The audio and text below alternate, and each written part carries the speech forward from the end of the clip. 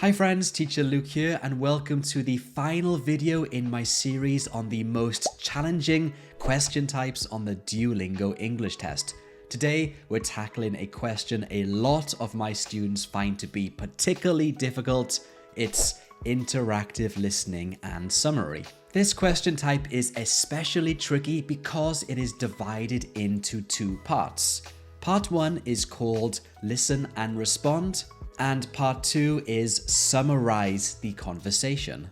In today's video, I'm going to break down each part for you and share key strategies to help you to succeed and feel more confident. Sounds good? Well, let's just jump right into it. Let's start with the basics. Interactive listening is a unique question type where you participate in an academic conversation. Yes, I said participate, which means that you are one of the speakers in the conversation. Here's how it works. You listen to a series of short conversation segments and choose the most appropriate response from multiple choice options. Each conversation will have 5 or 6 questions and you have 4 minutes to complete the task. After answering the question, the audio turns to text, as you can see right here, so you can refer back to it to help you with the following questions. But that's not all, because after you've completed the listening part of this question type, you then move directly into the summary part, where you'll have to write a short summary of that conversation in 75 seconds. Yes, you heard right, just 75 seconds. Altogether, this interactive listening question type tests your listening, writing, comprehension, and production skills, and of course, it contributes to all of those sub-scores, meaning it's a particularly tricky yet important question type for you to master. But don't worry, because I've got a bunch of tips and strategies for you. We'll go through them covering each part. Let's start with the first part, the listen and respond part of this question. Tip number 1 is to read the situation carefully. Before the conversation starts, you'll see a short description of this scenario.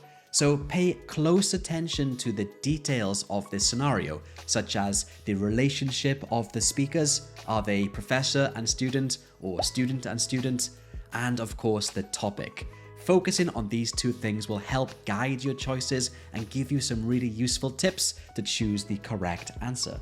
Tip 2 is to understand speaker relationships. The conversation you participate in will either be between a professor and a student or between a student and another student. A conversation with a professor will require more formal language, while a chat with a friend will be more casual.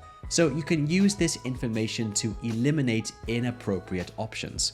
Tip number 3 is to eliminate distractors. Incorrect answers often include more exaggerated statements, unrelated topics, or answers that don't fit the conversation's context. So try to identify these distractors, and this will save you time and help you to focus on choosing just the correct options. Review the text as you go.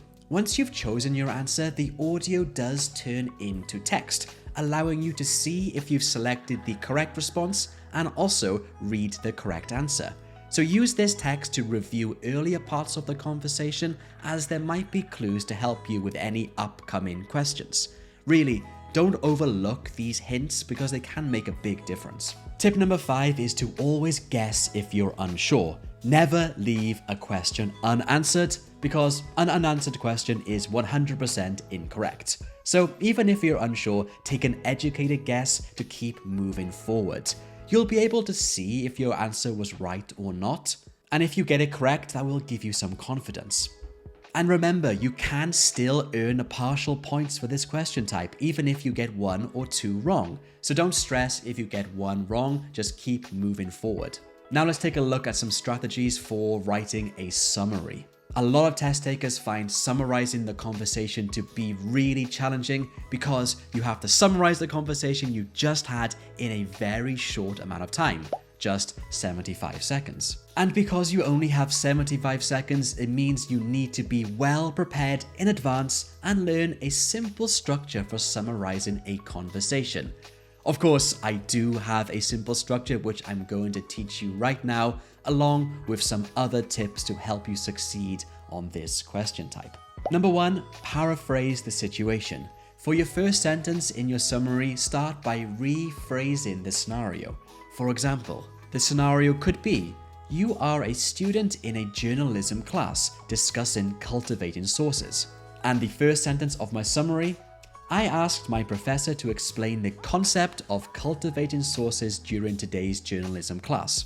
By paraphrasing the situation in your first sentence, it ensures you have a strong opening and you have at least written down one sentence relatively quickly. Next up, study some opening phrases. In order to save some precious time, memorize and practice using some common opening phrases. Here are a bunch you can use. Take a screenshot of these and practice using them when you take your practice tests on the real Duolingo English Test website. I have put all these opening phrases into a PDF which you can download by clicking on the link in the description. Honestly, having some of these phrases ready and memorized will help you begin writing super quickly, which is essential, especially when you only have 75 seconds to summarize the conversation. Tip number 2 is to use a simple structure. Once you've started your answer, you can use this simple structure, which I'm going to teach you in one moment, to write a high-scoring summary, because it will allow you to write up to 3 sentences and include lots and lots of details, which is important. So let's go over this simple structure. For your first sentence, you want to write an introduction where you rephrase or paraphrase the situation.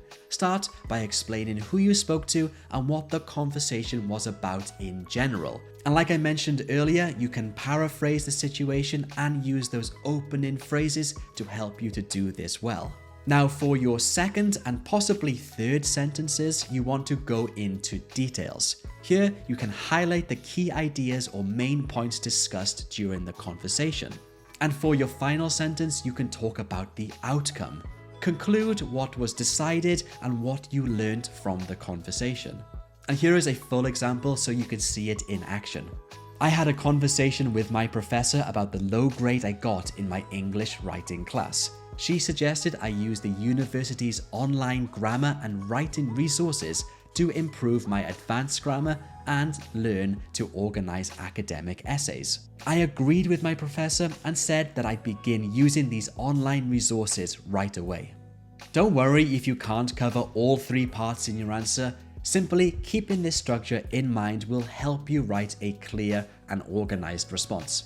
Also, remember to focus on grammar and coherence. Use complete sentences and don't write in bullet points. After all, this is an English exam. Another helpful tip is to stick with the active voice, which makes your writing sound more clear and natural.